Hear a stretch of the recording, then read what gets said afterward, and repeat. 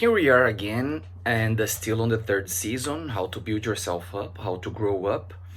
And today's topic goes more or less in the direction of how can you somehow deal with suffering in a healthy way, you know? Because in the times we are living, and I've mentioned this in previous videos, of weakness, of decay, of people accepting everything and vices and accepting imperfections and problems as if they were fashionable, as if they were interesting or making someone cool or something like this. We have difficulty sometimes in understanding how can suffering take part on it, how can suffering somehow be part of our lives, and at the same time be something that will strengthen us, will do us something good.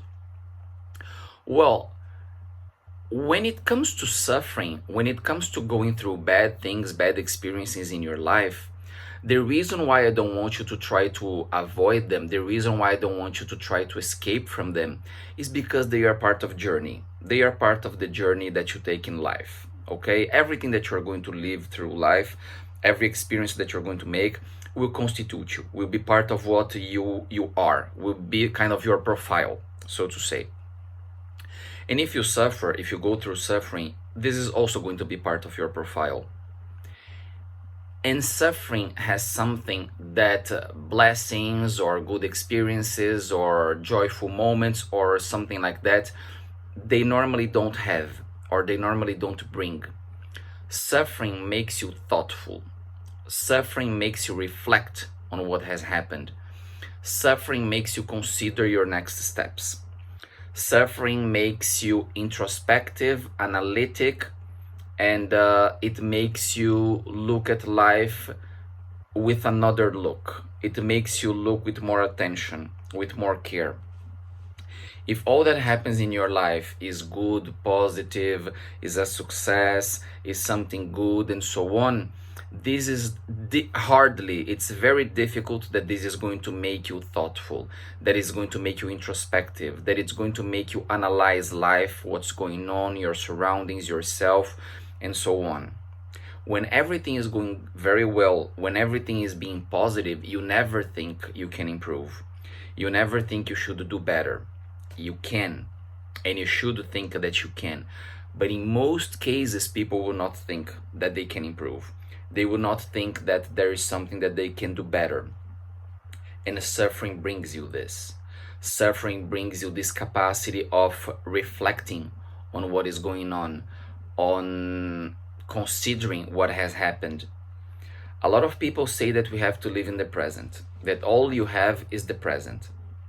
But if that were true, we would have simply no psyche. We would have simply no values. We would have simply no characteristic, no substance that makes us what we are. If there was only the present, we wouldn't have an epistemological profile, so to say. What do I mean with that? Everything that you are is a result of what has happened to you, what you have done with it, the experiences you have lived, and the things that you went through. If past didn't exist and you shouldn't care about the past, you wouldn't be what you are now. You wouldn't have lived and gone through everything that you've been, that you've gone through, that you've lived, and you wouldn't have the characteristics, the personality, the way of being, the values that you have. So you do have to consider that the past exists and that the past has existed, and you should think of it and you should analyze it. If there was no future, if there was no tomorrow, if there was absolutely nothing that is going to happen in the future, you would simply not do anything about your life.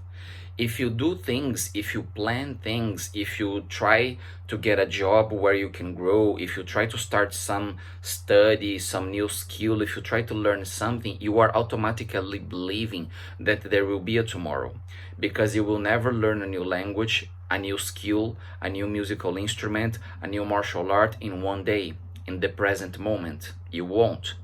So you do believe there is a future, and there is most likely a future. It's very improbable that you are going to die within the next 24 hours. Very improbable. So you always have to consider past, present, and future when it comes to your life. You always have to have the big eye of it, the big perspective of it. You always have to look it as if it was from above so that you can see the whole picture.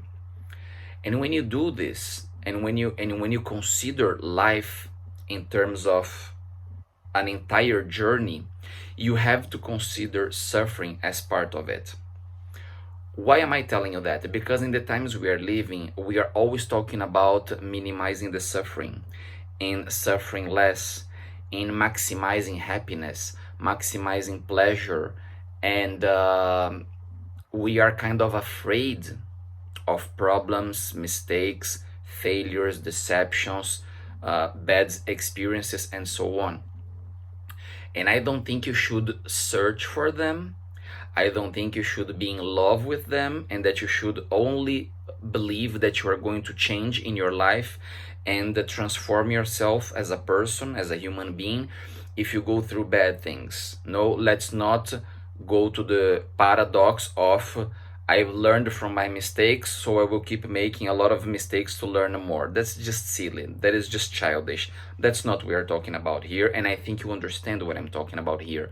What I'm talking about here is, if you suffer, if you go through something bad, if you go through experiences that harm you, that do something bad to you, don't think that life is less worth living, or that you are less of a human being, or that you are not living a good or a decent or a healthy or a fulfilling life because bad things happened. Because they are part of it. They are what constitutes your journey in this life.